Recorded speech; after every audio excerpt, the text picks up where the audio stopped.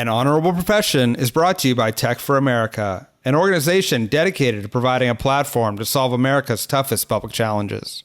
For more information, visit T4A.org. That's T, the number 4, A.org.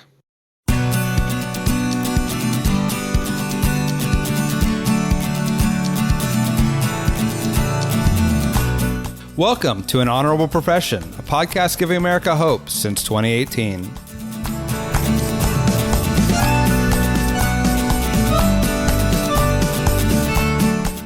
I'm your host, Ryan Coonerty. An Honorable Profession is a New Deal podcast that features rising state and local leaders. They share their personal stories and how they're desperately seeking to restore trust in government as well as sanity to politics in an insane era.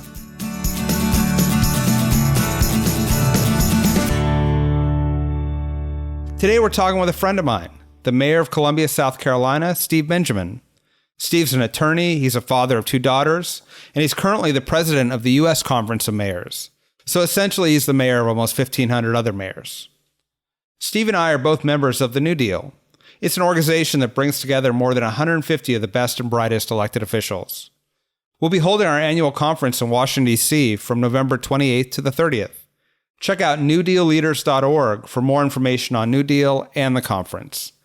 And as always, if you like these conversations, please tell a friend about An Honorable Profession and rate us on Apple Podcasts or wherever you listen. With that, here's my interview with Steve. So let's start with our first question, which is, how does an African-American Democrat who was born in Queens, New York, end up as mayor of Columbia, South Carolina? Almost all African-American Democrats born in Queens, New York came from South Carolina at some point. That's right. Just the history of the Great Migration, preceded by the tortuous history of our country. About 60% of African Americans in this country can trace their roots back to the Port of Charleston. My parents are both born in Orangeburg, South Carolina, about 45 minutes south of Columbia, and in the 60s decided they wanted to seek new opportunities for their family, and they moved to New York City. I was born and raised there and came back south for college. Columbia, South Carolina embraced me and got some incredible opportunities, and it's given me a wife and 2 beautiful girls. So it is home. And now my parents live 20 minutes away, so it's pretty cool. It's cool. It's amazing to watch the sweeps of history played out in families. Absolutely. Tell us what's an average day like for the mayor of Columbia, South Carolina? I tell you, I'm not sure there is an average day. One day we're literally talking with some pension systems that may have hundreds of billions of dollars, or a philanthropic institution that is wanting to really focus on some ESG work and really drive social change. And other days we're in the neighborhoods. I mean, we're in a ditch in North Columbia trying to help a senior citizen understand why her backyard's eroding and what we can do to address it. We're in the neighborhoods dealing with some kids who are struggling but still succeeding through intergenerational poverty, helping them live up to their God-given potential. Some days it's just me in the office reading through consolidated annual financial reports and trying to make sure I understand the fiscal DNA of my city and try to lever that up for a brighter future. So it's every day's different, and of course, as I mentioned, I'm a husband and a dad. So lots of QT with my wife and children that keeps me balanced. Yeah, one of the best parts about being mayor is you're home at night, right? Absolutely. That's a big difference from a lot of the other political jobs. Indeed. But I think a lot of people, I think everyone thinks they know what a mayor does. Mm-hmm. What would surprise people about what you have to deal with that maybe is not on a regular citizen's radar? Well, I think what would surprise people who've never been to Columbia, South Carolina, for example. Many people have ideas of the South. They have ideas of our former history, antebellum history. They'd be surprised to find a Carnegie Research One University in the state capital, the Army's largest training base in the world, that trains a preponderance of the men, and the majority of all the women in the Army train at Fort Jackson, where victory starts. they'd be surprised to find a city that now boasts citizens from 200 different countries who speak 90 different languages. South Carolina has the highest amount of European foreign direct investment per capita of any state in the union. Significant investment in advanced manufacturing and artificial intelligence and advanced machine learning. They find 3 beautiful rivers that run through our city, and an investment by our local government that's going to top out about $1 billion to make sure we preserve that beautiful natural infrastructure in perpetuity is our goal. So, and they find a city that believes strongly in good, thoughtful fiscal policy, but also believes very much so in progressive policies that build people. And it's a pretty amazing place. I will admit, 2 months in the year, it's the hottest place in the world. Some of those places might challenge me on that. It's hot and it's humid, but it's a pretty awesome place. And Columbia is not atypical. All around this country, mayors are at the center of these incredible metropolitan economies that are doing incredible things. I mean, if you look at Houston or Dallas or Los Angeles, Mayors Turner and Mayors Rawlings and Garcetti are at the center of gross domestic products that GDPs that exceed $500 billion to $850 billion. The GDP of New York City that Bill de Blasio leads right now exceeds that of the country of Russia. I mean, so you're talking about mayors who are very involved in the nitty-gritty, speaking to citizens at church and synagogue, at the street light, in the grocery store, getting some really, sometimes not always, great constructive criticism, but also having to deal with some very high-level issues that presidents or prime ministers have to deal with on any given day. Yeah, when I got elected, mayor, former mayor told me, buy my frozen food last. If I go to the grocery store, because it's going to take you an extra 20 minutes to get out of there. I guess, the way you're talking about the variety of interests, the variety of dynamism of your city, you look at politics right now, it's fractured, it's dysfunctional, but you're talking to a wide variety of people on a daily basis. Some are Democrats, some are Republicans. You're in a political job, but how is it different at the local level than what we're seeing at the state or national level? Well, I think what you're seeing on the local level, first of all, local leaders are held accountable every day. Seeing your citizens literally changes the dynamic. You can't go hide in the halls of Congress or at the state capitol somewhere.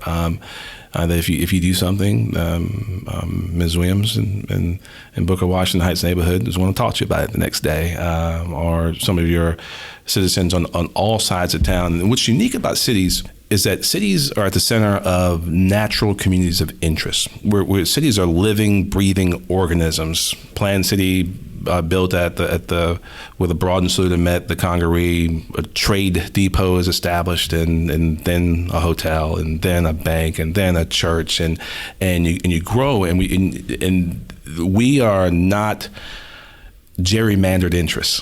We can't carve out Republicans. We can't carve out liberals. We can't carve out ethnic minorities. We're all in it together, and it requires mayors who are, albeit on both sides of the aisle, and even independent mayors, who are required to speak to the interests of all citizens, even if they don't share those interests. Recognizing that we're in this together. You look at the map of a city versus even a state, and you look at a map of the U.S. and you see some of our states are perfect, cookie cutter, rectangles or what have you, and you know that does not recognize a real community of interest. In my city, I work on issues. Particularly, I'm of course fiduciarily obligated to meet the needs of my citizens of my city. But just because someone's outside of the corporate limits of my city or across the river, what have you, doesn't mean they don't have the same exact interests that I do in a healthy, a place where our citizens can live, work, play, and prosper. So mayors are different, and I think it creates the DNA of the city. The city as a living organism, and the mayor's role as a CEO, the ability to make decisions and the requirement to make decisions makes us a lot different than some of our federal legislators and even many of our governors. How do you build bonds in your city to make sure that you're not seeing the same fracturing that's happening at the state and federal level happen in Colombia? It's increasingly difficult because of the way that the national dialogue is, and the advent of social media is allowing people to have reach and anonymity, and the things that people say that really are specifically designed just to inflame the senses. So sometimes you're playing a bit of whack-a-mole.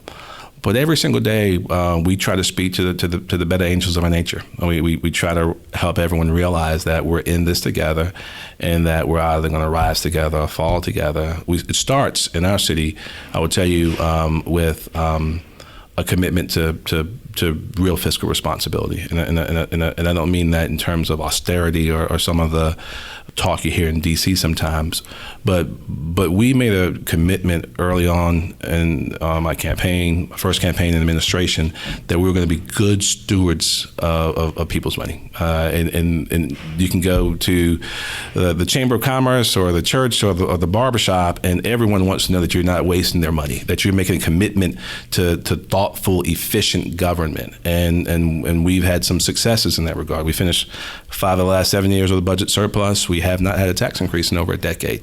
We tried to pilot policies that not only build infrastructure and buildings, but also build people, create opportunities, do some creative partnerships that put people to work, many of whom have been excluded from the American economic mainstream.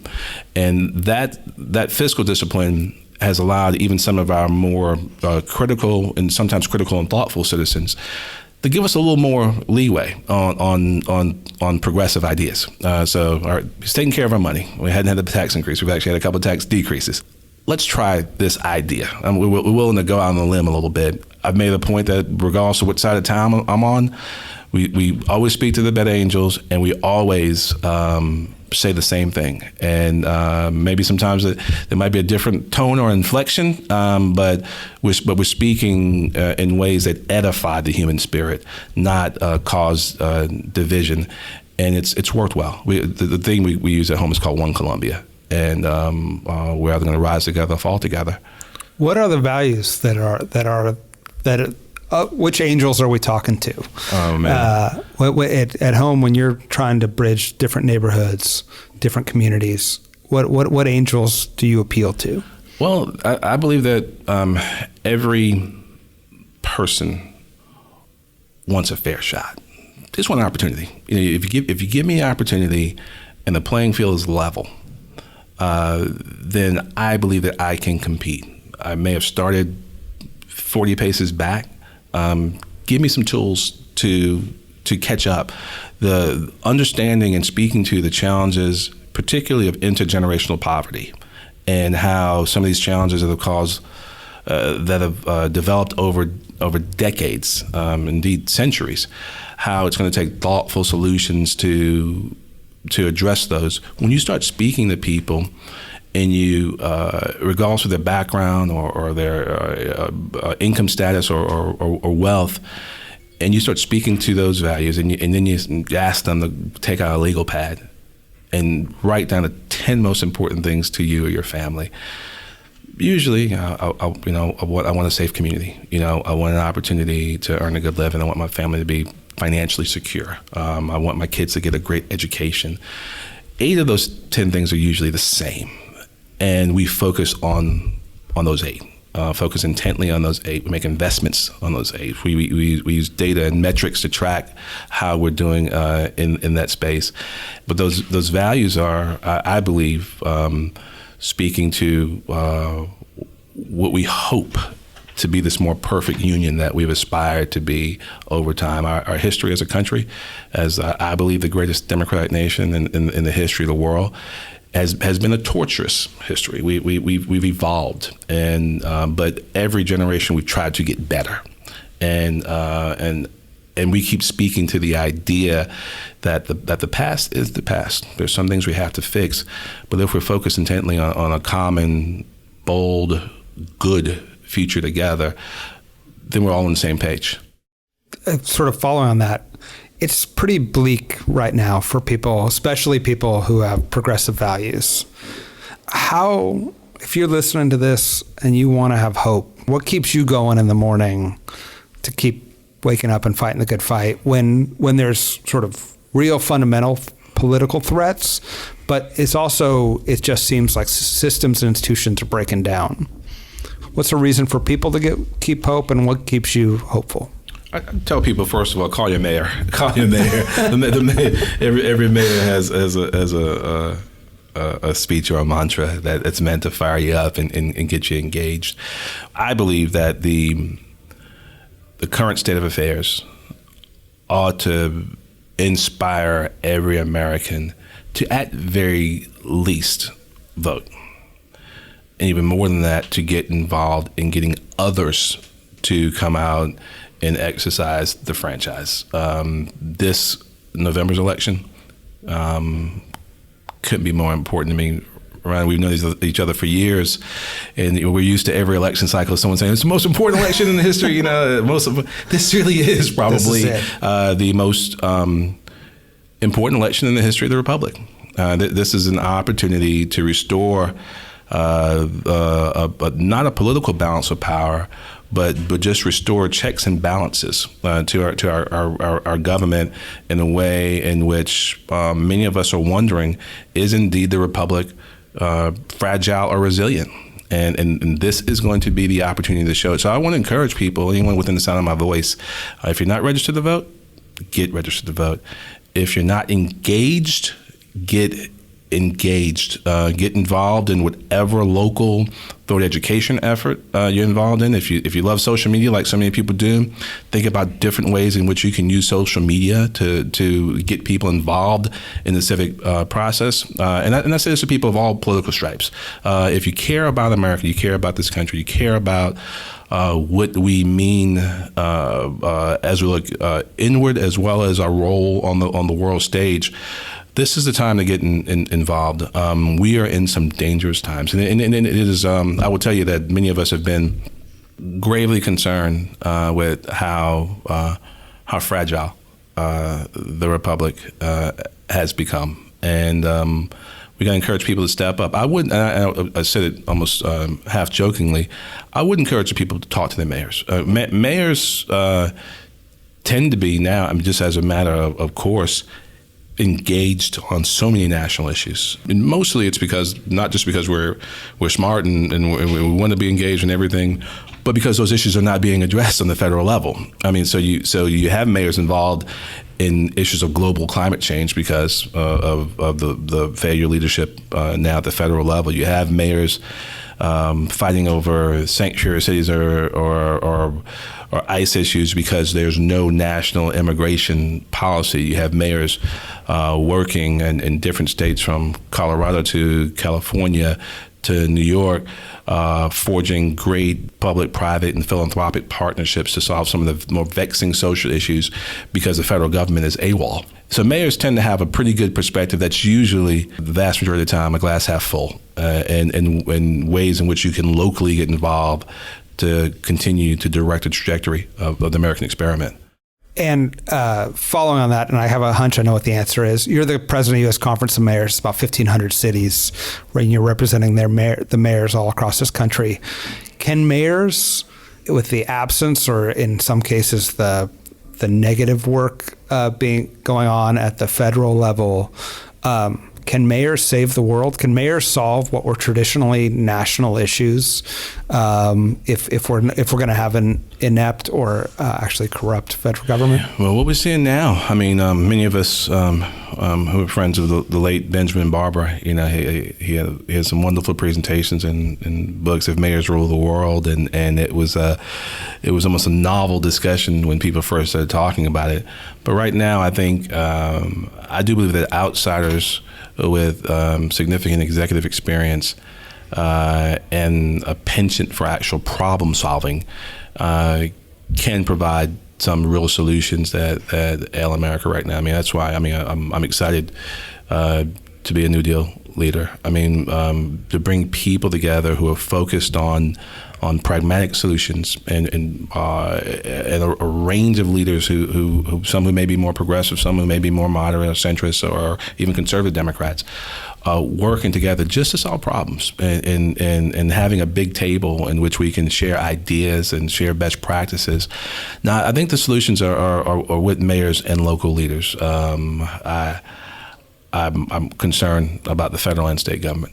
Can you name some of the things that you think problems that mayors are solving that would traditionally not be in the bailiwick of mayors, so that give people a little hope that there's some change? Well, seeing 350 mayors come together in the Climate Mayors Caucus, and a few hundred come together in an effort for 100% clean energy, something I'm really enjoying co-chairing with the mayors of Republican mayors of Miami and San Diego and the Democratic mayor of Salt Lake City. We provide a unified front to show people that there are things that we can do individually and that collectively on the national level can help us reduce our carbon footprint, can help us build a new energy economy. We're doing great things in our city and state around trying to accelerate the deployment of solar panels in our homes, trying to not just feed that new energy economy, but trying to help our citizens deal with the issues of income volatility, trying to dramatically reduce their power bills as a result. We're working in places like Louisville, where we're using data driven by everyday citizens to test air quality in the community and to try and directly affect asthma. We're seeing creative solutions on anything from mobility issues. The mayor of Baltimore has been very engaged in trying to address the spatial mismatch issues of people living in one part of town and jobs on another part of town or on the periphery, and how outdated sometimes transportation systems don't meet those needs. She's working closely with the sharing economy, working closely with some of our newer companies to try and address those needs, move people to income producing work and doing it with dignity.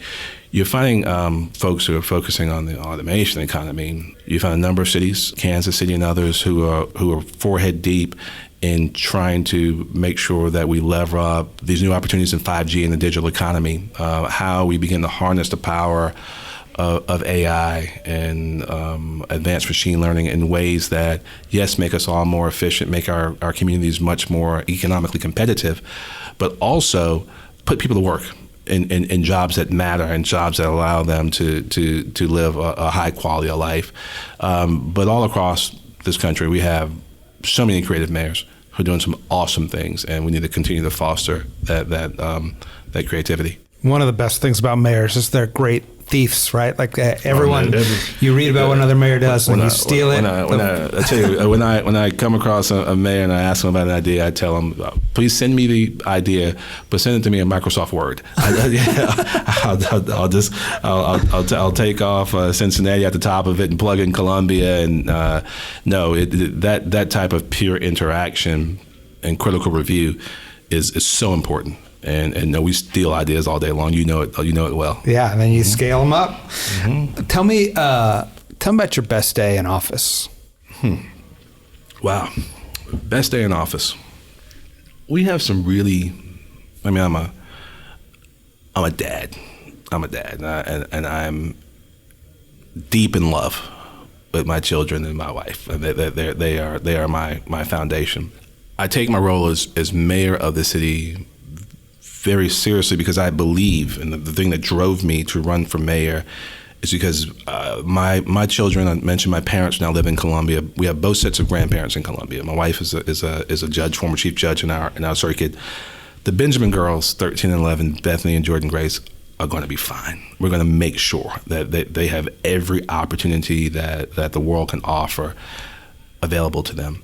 My job as mayor is to make sure that every child in the city has the same opportunities my kids have.